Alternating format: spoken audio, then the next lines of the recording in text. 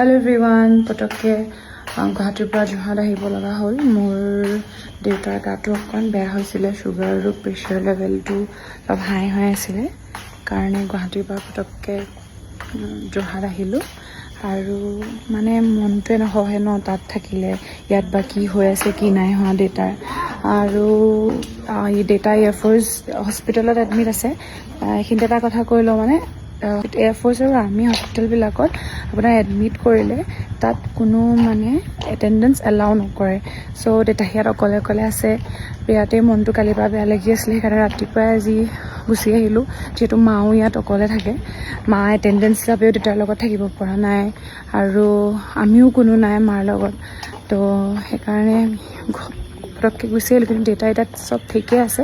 2-3 দিনৰ পিছতে হয়তো ৰিলিজ দিব। বহুত মানুহে মানে পৰিয়ালৰ হওক চবেই মানে খবৰ লৈ আছে দেউতাৰ কেনেকুৱা হৈ আছে। দেউতা ঠিকে আছে, দেউতাৰ চব ঠিকে আছে।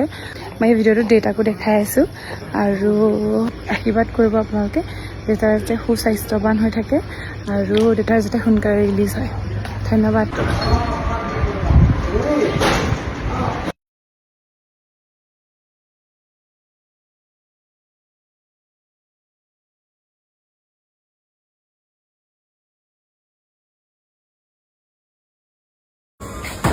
কেয়াৰত থাকে আচলতে।